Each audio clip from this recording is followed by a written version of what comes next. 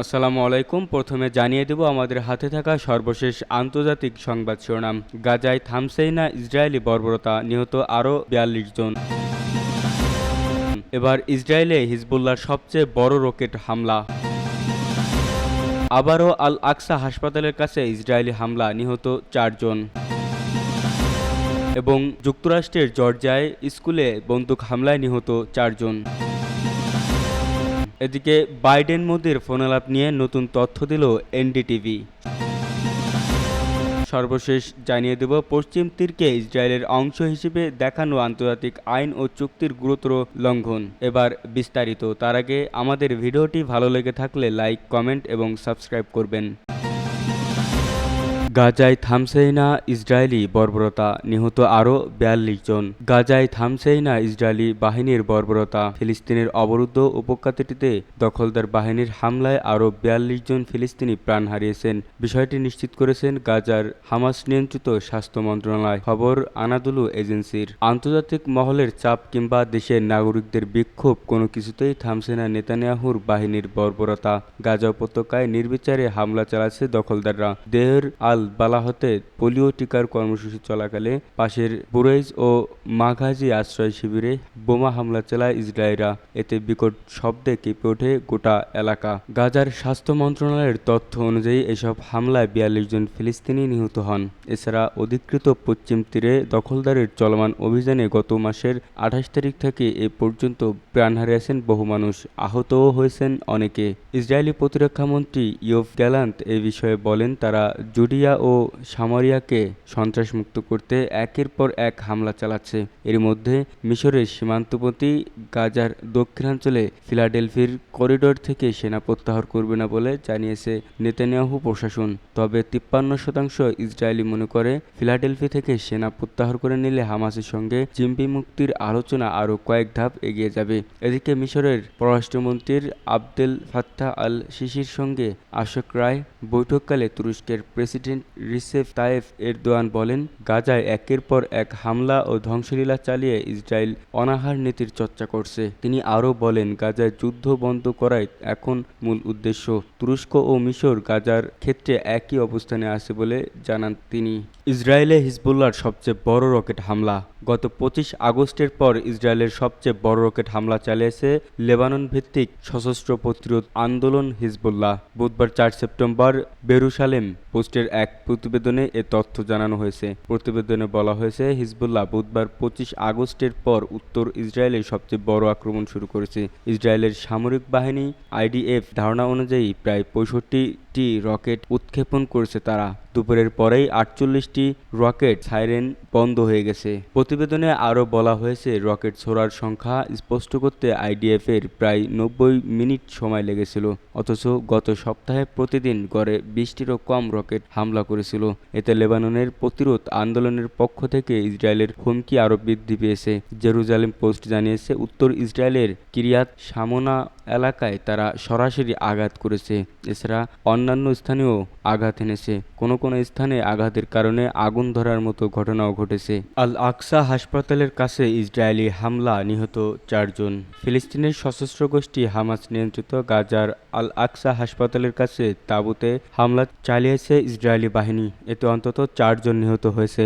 বৃহস্পতিবার ৫ সেপ্টেম্বর কাতার ভিত্তিক সংবাদ মাধ্যম আল জাজিরার লাইভ প্রতিবেদনে এ তথ্য জানানো হয়েছে। প্রতিবেদনে বলা হয়েছে, আল আকসা হাসপাতালের কাছে অস্থায়ী তাঁবুতে বস্তুযুদ্ধের লোকেরা বাস করতেন। সেখানে হামলা চালিয়েছে ইসরায়েল। ওয়াফা নিউজ এজেন্সি জানিয়েছে, নিহতদের মধ্যে নারী ও শিশু রয়েছে। এছাড়া আল মাওয়াসিতেও হামলা চালিয়েছে ইসরায়েল। এই অঞ্চলটিকে পূর্ব ইসরায়েলি বাহিনী মানবিক অঞ্চল হিসেবে ঘোষণা করেছিল।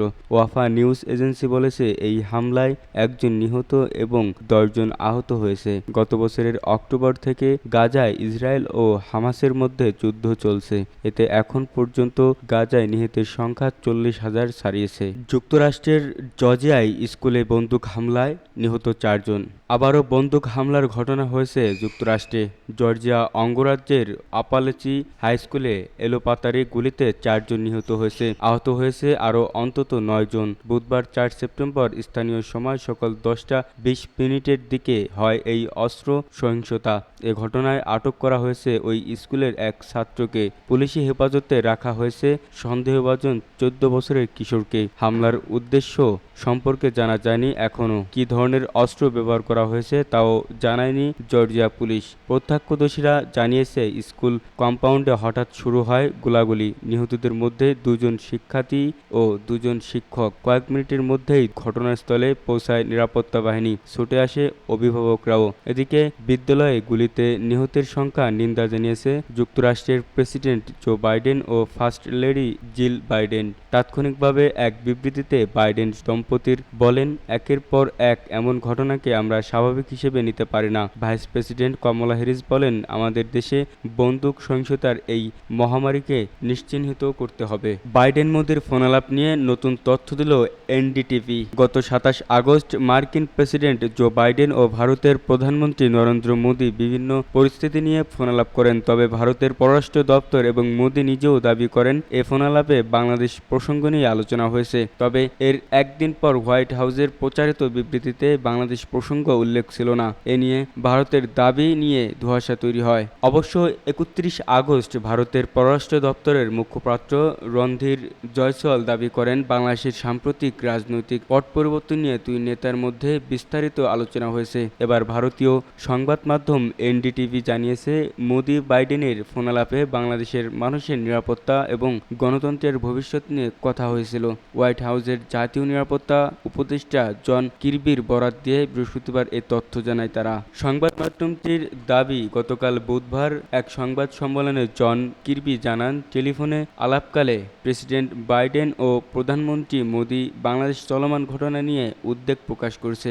মার্কিন জাতীয় নিরাপত্তা উপদেষ্টা বলেন, আমি বলতে চাচ্ছি প্রেসিডেন্ট বাইডেন বাংলাদেশের জনগণের নিরাপত্তা এবং তাদের গণতান্ত্রিক প্রতিষ্ঠানের ভবিষ্যৎ সম্পর্কে তার অব্যাহত উদ্বেগ স্পষ্ট করেছেন। প্রসঙ্গত, গত 5 আগস্ট ছাত্র জনতার তীব্র গণ আন্দোলনের মুখে ক্ষমতাচ্যুত হয়ে দেশ ছেড়ে ভারতে পালিয়ে যান শেখ হাসিনা।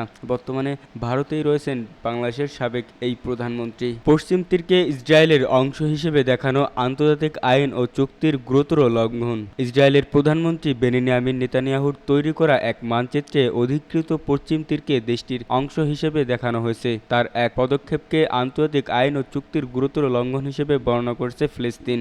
মঙ্গলবার 3 সেপ্টেম্বর এক প্রতিবেদনে এই তথ্য জানিয়েছে কাতার ভিত্তিক সংবাদ মাধ্যম আল জাজিরা। বহুল আলোচিত পশ্চিম তীর নিয়ে বরাবরই চলে আসছে নানা সংঘাত। এবার নেতানিয়াহুর তৈরি মানচিত্রে অধিকৃত এই অঞ্চলকে ইসরায়েলের সঙ্গে যুক্ত করার মাধ্যমে চলমান অস্থিরতা নতুন রূপ নিয়েছে। ফিলিস্তিনের মধ্যে এই পদক্ষেপ আন্তর্জাতিক আইন এবং চুক্তির প্রতি অসম্মান দেখিয়েছে নেতানিয়াহু।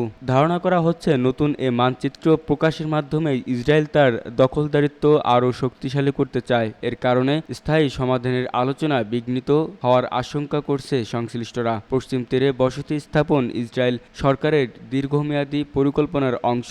তাদের সাম্প্রতিক পদক্ষেপগুলো আঞ্চলিক শান্তি ও নিরাপত্তাকে ঝুঁকির মধ্যে ফেলেছে। ফিলিস্তিনি কর্তৃপক্ষ মনে করে ইসরায়েল সরকার পশ্চিম তীরের বিভিন্ন এলাকায় নতুন করে বসতি স্থাপনের মাধ্যমে সংঘাতের মাত্রা বাড়িয়ে তুলছে। তাদের মতে এই ধরনের পদক্ষেপ মধ্যপ্রাচ্যে শান্তির পথে বড় সমস্যা হয়ে দাঁড়াবে। এই পরিস্থিতির জন্য যুক্তরাষ্ট্রের নীতিকে দায়ী করছে ফিলিস্তিন। তাদের মতে আঞ্চলিক যুদ্ধের ঝুঁকি কমানোর চেষ্টা অব্যাহত থাকলেও কর্তৃপক্ষের সংঘাত সমাধানের কোনো কার্যকর পদক্ষেপ নেওয়া হচ্ছে না।